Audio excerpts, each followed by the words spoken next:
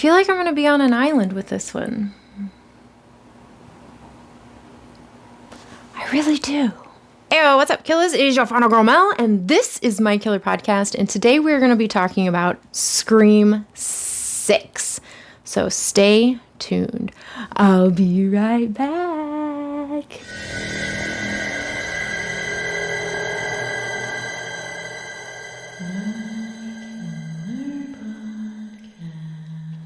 What's up, everybody? Thank you so much for joining me today. If you are new here, I am not only on YouTube, I'm also on a bunch of other social media platforms.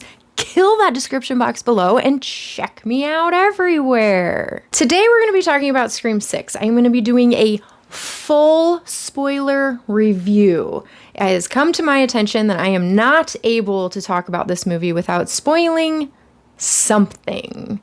I was going to do a spoiler-free review and then maybe later do a spoiler review or do one of those videos where it's like half and half, but I can't talk about this movie without spoiling something unintentionally. It is 100% unintentional. I don't know why I am not able to. I am just not. So this is going to be a full spoiler review.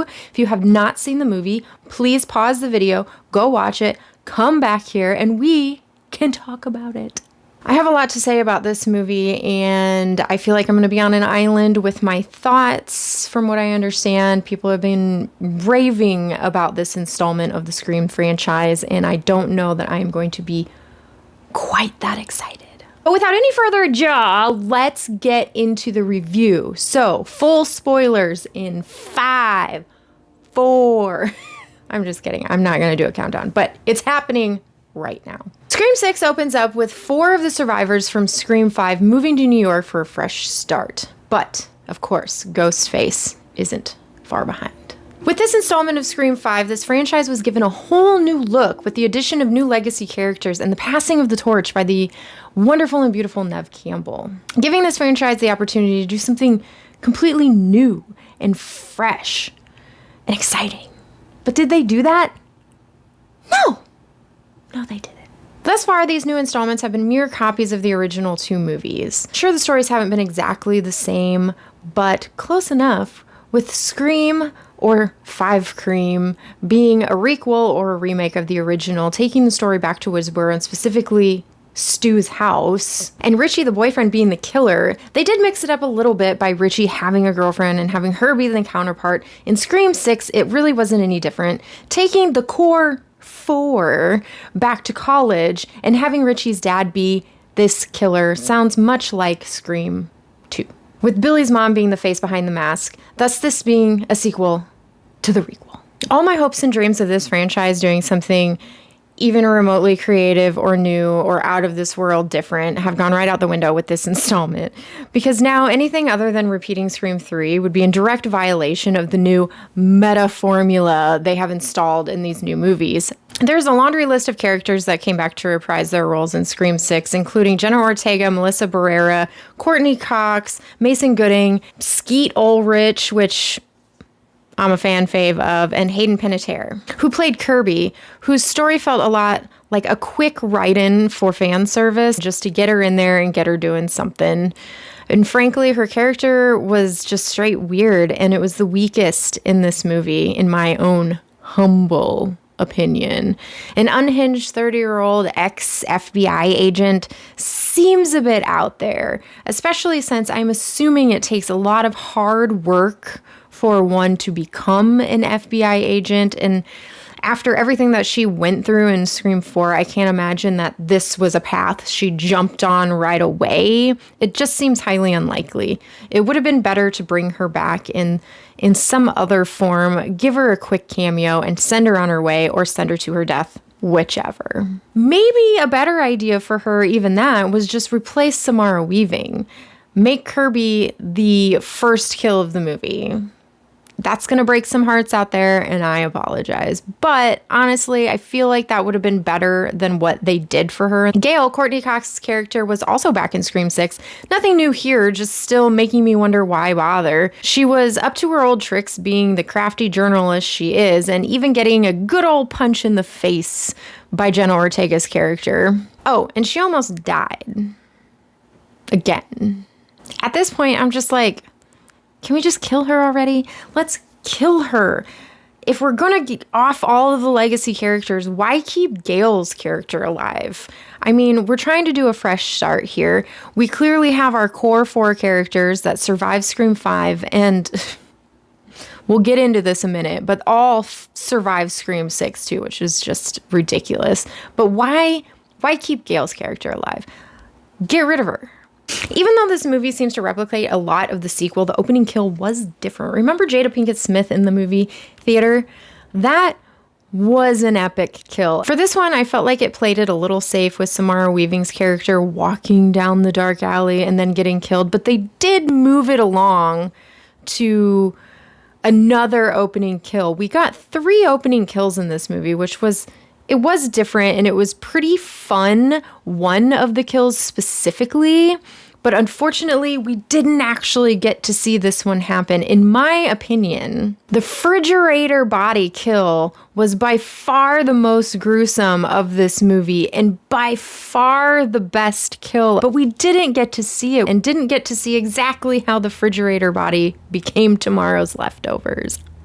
They are doing some things different with this trilogy, is what I'm starting to find myself wanting to call it. It's kind of like the Halloween movies where they started their own fresh new trilogy. And that's giving Sam's character the murderous vision of her father, Billy, in turn giving her somewhat murderous tendencies. I like this, but the notion is quickly dropped in the end, as it was quickly dropped in Scream 5.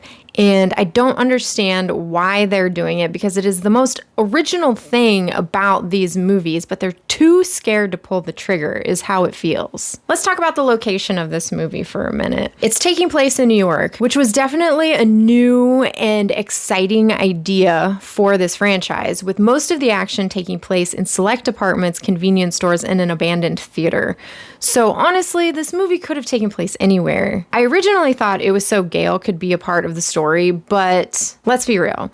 If Ghostface were to pop up anywhere in the world and Gale got wind of it, she would show up to cover the story. And New York didn't really play a big part in this film to begin with. So honestly, I'm not exactly sure why we felt the need to go there, other than just giving some nods to Friday the 13th. Lastly, we need to talk about the reveal of the killer. All of these Scream movies boil down to these days is the reveal of the killer in the end. I called it on a live stream earlier this week who I thought the killer was gonna be. This reveal given away at the end of Act 1 by Mindy when she was giving her meta speech monologue. They literally tell you what is gonna happen. They spell it out for us.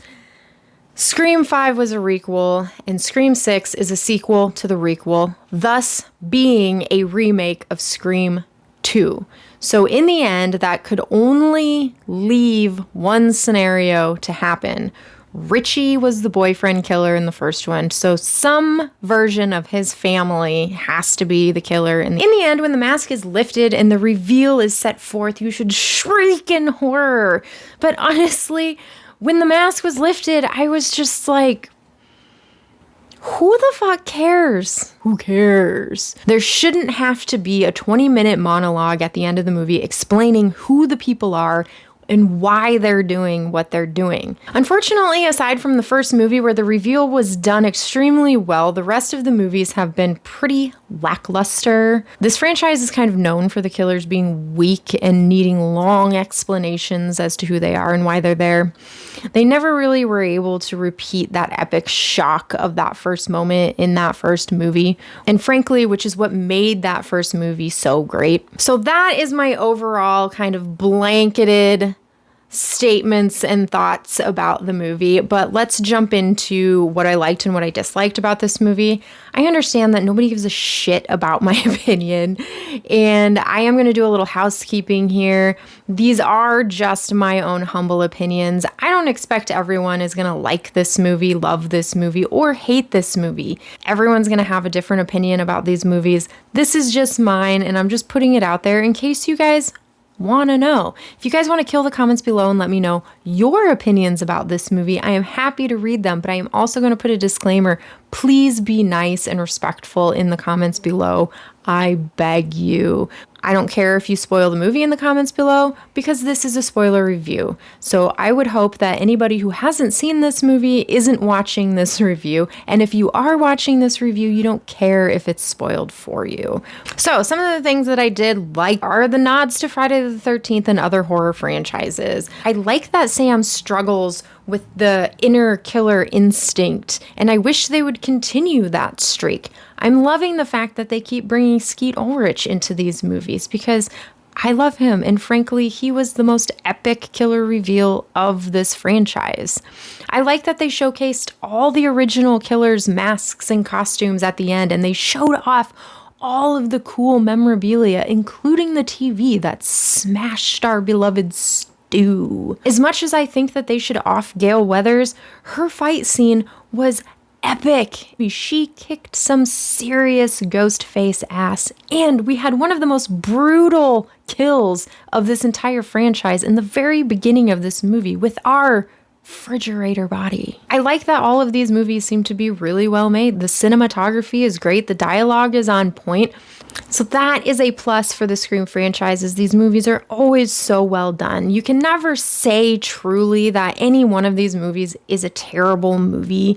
You can just speak about your disappointments of the story and where they decided to take it. Now, let's get into some of my dislikes. They played it incredibly safe with Scream 6. They dabbled with the thought and the notion that Sam's inner killer might come out, but then they immediately dropped it and they didn't pursue it. I wish they would extend that thought for her. They also didn't really kill anybody off. Our core four, once again, survived. They didn't have the balls to kill off any of our main characters. They couldn't even off Gale, who is a long legacy character that could have been done away with. So most of the people that did get offed in this movie were just the randos. I didn't like what they did with Kirby's character. If they were gonna bring her back, they needed to do it in an epic fashion, and they didn't. They dropped her in the middle of the movie. They gave her a weird storyline, and her performance lacked because of it. They added this weird addition of Cute Boy. Who was he to this story, and why was he even there? He didn't need to be there, and honestly, he could have been cuter too. I don't like it that they keep repeating what has been done already. I want them to do something epic. But now that they've gone down this road with this formula, I don't know that there is any going back. If they wanted to bring fresh faces to the franchise by creating these new core four characters as our new legacy characters, they should have done something different with the story too. But they didn't. We're just repeating the first movies, 1 and 2, and probably 3. I also would have liked to have seen more of New York. I would have liked to have seen them use that location a little better. You can be in a convenience store, in a restaurant, in an old abandoned theater, anywhere in the world. So why New York? Tell us why New York was so special. All right, that concludes my likes and dislikes segment of this video. I hope you guys enjoyed it. On with the rating, I guess. This is by no means a bad movie. Like I said, it was well written, and though the basic premise was taken from the sequel, much of it was not, and it was an okay story. I am one of those rare people who can separate my feelings from the movie itself and give a fair rating. If I had to give a rating of this movie, I am going to give it a fair 3 stars. 3 stars is direct middle of the road for me. It was a well-made movie. It wasn't bad. It just wasn't for me. Hence the 3 stars. I am going to dive into some theories that I have. I'm just going to put them out there and see what happens with them. I feel like what they have created here is this very strange Scream meta universe. Yes, I am going Marvel on you guys. This Scream trilogy, it's similar to the first trilogy in the ways of it's repeating everything that's already done, but it's doing it in a different way. It feels like Scream 1 through 3, but it looks different. So it's very much Marvel in the sense that here is one timeline, Scream 1 through 3, and then here is a different timeline of Scream 1 through 3, but it's Scream 5 through 7. So it feels the same, sounds the same, but it doesn't look the same, and eventually it could tear off and go in a different direction. So that is what I'm hoping for Scream 7. I'm hoping at some point in these timelines, this one will remain as it went and this one will curve off, and we will get something epic in Scream 7. We will get that epic reveal. We will get that finalization of the story. My fear is that it's going to be a direct third sequel, and we're going to have some kind of weird Sam family member come back and be the ghost face of some kind. If I had to write the story myself, I would have Randy be our epic final unmasking killer if Scream 7 were to be the end. It sounds like Scream is going to go on for as long as people will just keep continuing to watch it. But if we're talking about Scream 7 possibly being the end of the franchise, Randy is who I would want to be our epic final unmasking. He is the only one in this whole fucking franchise that makes sense to me. Stu doesn't make sense. Did he or did he die in the first one? I don't know. Maybe he did, maybe he didn't. But if he didn't die, he was too much of a wiener to come back and create this whole thing. He was not the brains behind the operation in the first one. So for him to concoct this whole thing it wouldn't make sense. Randy, however, he was the nerd in the first one. He was the movie nerd. He was passionate about horror. He knew the ins and the outs. He knew what made a slasher movie, a sequel, a franchise. He knew all the rules. He is the only one that was not really respected in the first one. Nobody really gave a shit about Randy in the first one. I can see him being a little frustrated with that. Yeah, he did technically die, but we didn't see him die. He got pulled into a van. In the end, if he were to be the unmasking of the killer that did it all, that would make the most epic reveal of all time, and it would make the most sense from beginning to end, from Scream 1 to Scream 100. Randy has got to be our mastermind. There's a lot of people talking about how it would be cool if Nev came back and just kind of lost her mind with the whole ghost face thing and became the killer, but I don't think that's realistic either. She is our ultimate final girl. People want to keep her that. I want to keep her that. I want to know that she's out there somewhere. She's the only one that has ever been able to kill a ghost face, and she is the ultimate final girl for a reason. If we turn her into a ghost face, it just diminishes everything that this franchise has tried to do or ever done. In my own humble opinion, Team Randy. Who's with me? Kill the comments below and let me know who is Team Randy. And if you're not Team Randy, tell me what team you are. Hashtag Team so-and-so. Hashtag Team Sydney. Hashtag Team Stu. Kill the comments below. Give me your hashtags. Maybe I'll do some kind of ranking video and I will call out the hashtags in that video. So kill the comments below. Tell me, hashtag team, who are you to be the ultimate ghost face unmasking? All right, guys, that is it. That is my whole review. I got more in depth with this review than I have done in any of the reviews I've ever done on my channel. I hope you guys liked it. I hope you appreciate it. Please don't kill me in the comments. This is just my own humble opinion. I understand that I am on an island with this one, and I'm going to remain on this island until Scream 7 comes out and does something different for me. But thank you so much for hanging out. If you'd like to help support me and my channel, hit that like button, hit that subscribe button, and kill that bell for your girl, and share me with your friends if they need some good, wholesome thoughts about Scream 6. If you'd like to go above and beyond, log on over to my Patreon and see what's crapping in over there. But until the next time we slay, have a killer day. Peace.